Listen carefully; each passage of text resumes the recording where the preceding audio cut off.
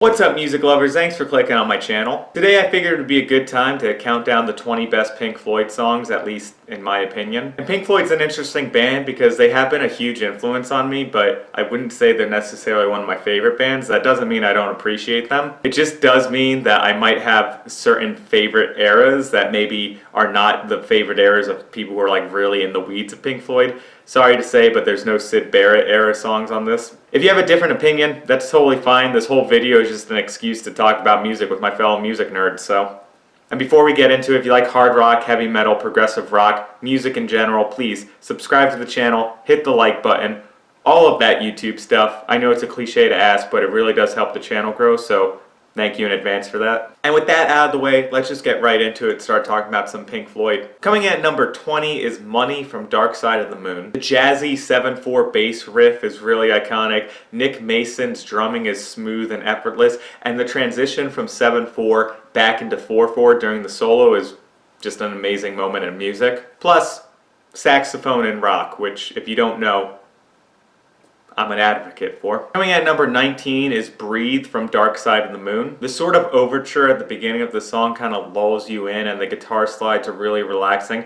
The lyrics are also some of Roger's most poignant, perfectly capturing the rat race mentality with the line, "Don't sit down, it's time to dig another one." Right, coming at number 18 is Echoes from Metal. Pink Floyd's first progressive rock epic, and for many people it's still their #1 epic song from Pink Floyd. I can certainly see why this song is held in such high regard, but for me, their epics on the albums from the later 70s is where it starts to get really incredible for me. Nonetheless, Echoes is still an absolutely amazing song, and it's an easy pick to be in the top 20. Coming in at number 17 is Hey You from The Wall. I love the intro to this song. The Nashville tuning with David Gilmour's guitar combined with the synths is really hypnotic. And for most of the song, it's really mellow and just has a little bit of an ominous quality to it. But when they finally go into the guitar solo and they bring back that motif, the dun dun dun dun, dun dun dun dun, it's just one of my favorite musical moments from Pink Floyd. Coming in at number 16 is Run Like Hell, also from The Wall. The kick drum and bass line up so well on this song, and Roger Waters' vocal performance does a great job of capturing the menace that the lyrics are talking about. His snarl really works well for this song, and you have those great, simple, but really effective chords that David Gilmour is playing, which is kind of reminiscent of U2 or Queen.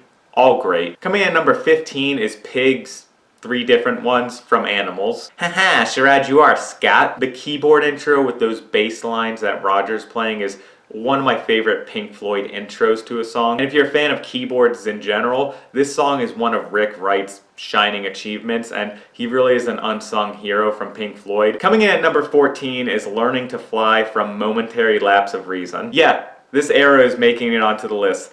Thank you, early 2000s VH1 classic. Momentary Lapse of Reason is not a great album, but Learning to Fly is a great song. The simple structure of the song works in its favor because they're able to experiment more with the sonic depth of it, with the boominess of the bass drum, with some of the sound effects, and I just think that this is a great song that deserves to get kind of a bit more love. Coming in at number 13 is Us and Them from Dark Side of the Moon. The organ at the start of the song almost makes it feel as though you're going to church.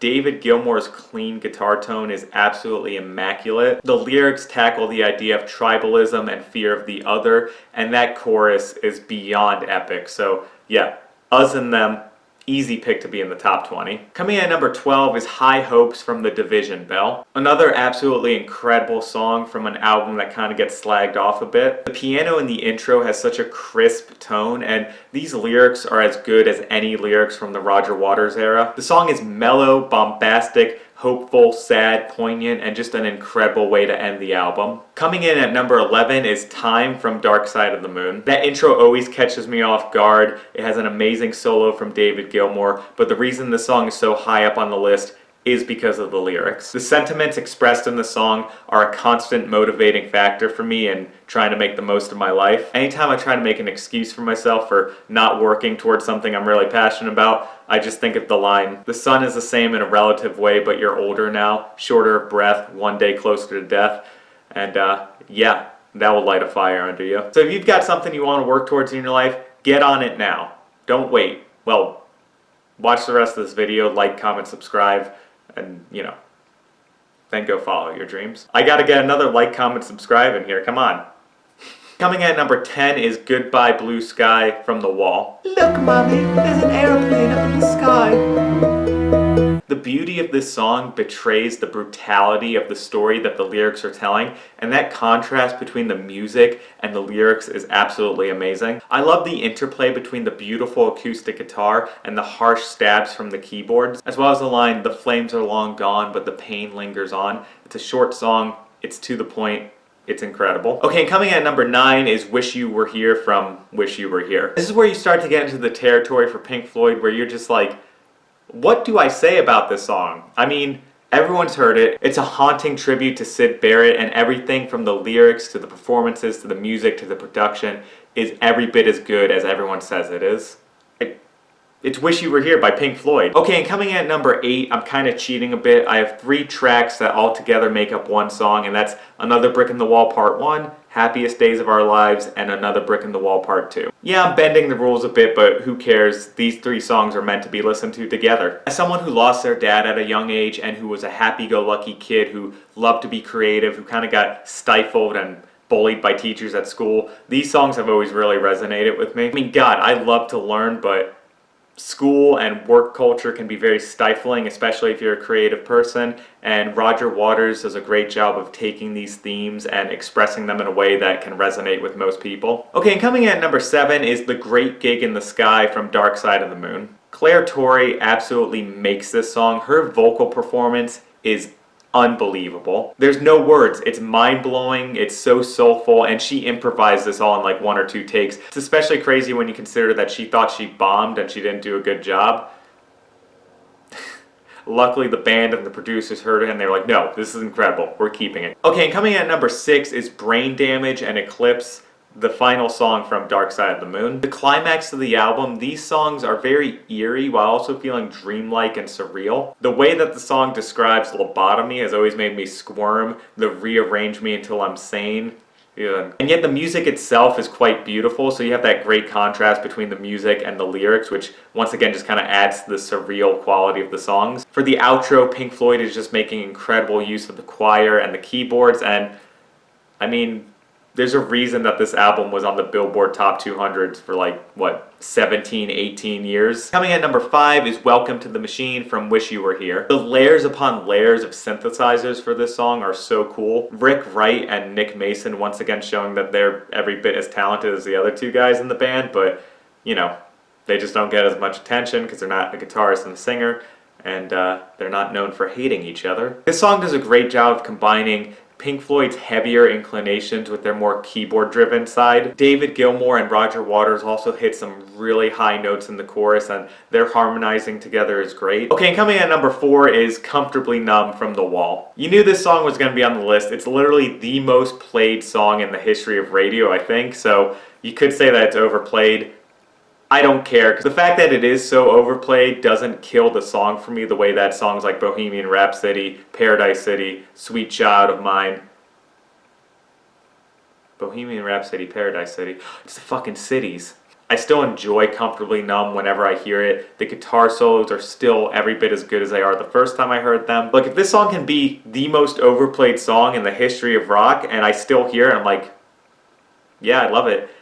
That's saying something. Okay, coming at number 3 is Shine On You Crazy Diamond from Wish You Were Here. Oh yeah, this song is my second favorite Pink Floyd epic. The synths and the clean guitar soloing in the beginning is absolutely perfect. And when those 4 notes finally ring out, and you're told, hey, it's the end of the intro, the song somehow gets even better. And it's funny too, because this song is largely instrumental, and yet the vocals at the end don't sound out of place at all. They sound like the perfect conclusion to a perfect song. Okay, and coming at number 2 is Dogs from Animals. As good as Shine On You Crazy Diamond is, I think that this is my favorite Pink Floyd epic. You have great socially aware lyrics. I particularly love the line, you have to be trusted by the people that you lie to. I think that the reason that this is so high up for me though is because I am a guitar player, and this song in a lot of ways is David Gilmour's masterpiece. When you get about 3.5 minutes into the song, you get these absolutely mind-blowing guitar harmonies. What can I say? I'm a guitarist.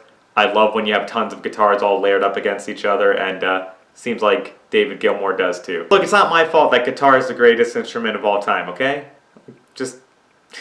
Okay, and coming at number 1 is Waiting for the Worms from the Wall. This might be a weird choice for someone's favorite Pink Floyd song, but I stand by it. One of the core aspects of Pink Floyd is their introspective lyrics, and I absolutely love that this song is a deep dive into a self-created hell that someone has built around themselves because they are not dealing with their pain in a constructive manner. I mean, the song is exploring how emotional pain, fear, self-pity, and arrogance can transform someone into an absolutely vile fascist fucker. And as dark as that subject matter is, I think it's really important to kind of explore where the starting point for this sort of mindset is. Personalizing every single bad thing that's ever happened to you, not wanting to change, and sort of just holding on to stuff instead of letting it go, so that you eventually end up scapegoating others for your problems, and you're always looking for someone else to strike down another nail to hit with the hammer. So on an emotional level, I think that's why Waiting for the Worms resonates with me so much.